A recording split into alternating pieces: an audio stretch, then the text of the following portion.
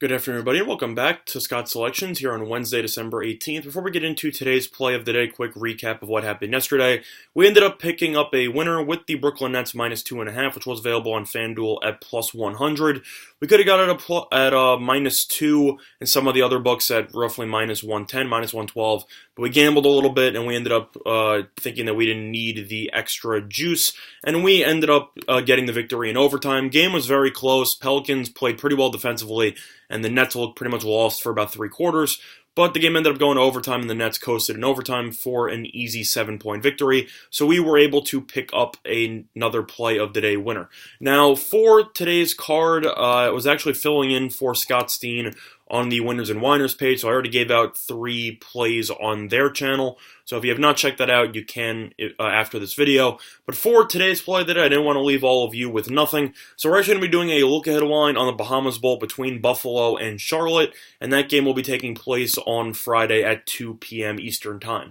Now, a lot has changed in the line movement so far in the last couple of days, and that is mostly due to the weather, which I'll get to in a second. But the play of the day that we're going to be going with is going to be on Buffalo, which is available at -6.5, on FanDuel at -110. Now, these lines have shifted dramatically over the last 48 hours, as Buffalo was originally a 4.5-point favorite. They've been bet all the way up to 6.5, or even 7 in some of the offshore markets, and this total has dropped from 56.5 to 51.5.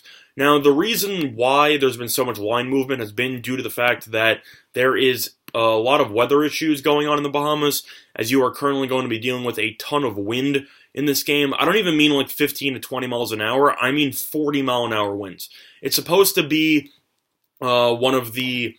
I can't even explain it. It's just going to be a massive windstorm there, and both teams should struggle dramatically throwing the ball. I expect both teams to pretty much run the ball exclusively, as this game should turn into a massive battle between the running backs with Patterson versus LeMay.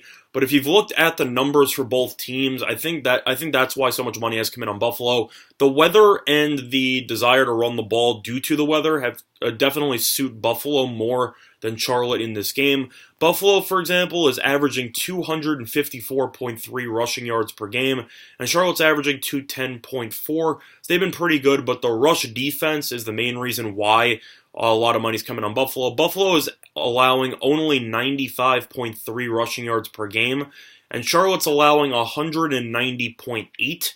So Charlotte's allowing 95 more rushing yards per game, and Buffalo prefers to run the ball.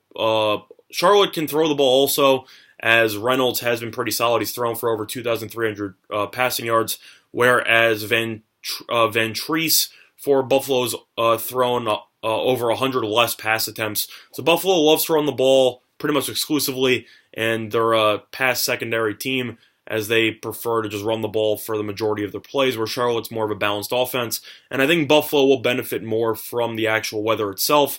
Buffalo has multiple running backs that are capable of breaking big plays. I mentioned Patterson, who has over 1,000 yards so far this season, but if you've also looked at some of the other contributors on this team, you can notice that Buffalo also has Marks, who has over 1,000 yards rushing. So they have 2 running backs with over 1,000 yards, and both running backs have combined for 25 touchdowns. I think both of them will be a handful for Charlotte's poor rush defense to handle. I think this will be a low-scoring game. I don't want to touch the total, though, because the Bahamas Bowl has been, since its inception, it's been pretty chaotic, especially for bad beats with the Western Kentucky Central Michigan game. You also had last year's matchup, which had the total go over because of a touchdown with about 2 seconds left. The Bahamas Bowl is usually crazy for points and hijinks and stuff like that, but I think Buffalo should be able to get the job done. I expect Patterson and Marks to both rush for maybe 100 yards due to the weather itself, and I think that Charlotte will struggle to move the ball due to the fact that they will pretty much be unable to throw the ball down the field whatsoever. So in this battle of rush attacks, I have to lean to Buffalo, and I think that Buffalo should be able to win this game by at least 7 points. So for that reason, I also lean to the under, because I think this game will be very low scoring based on the fact that both teams will be unable to throw the ball.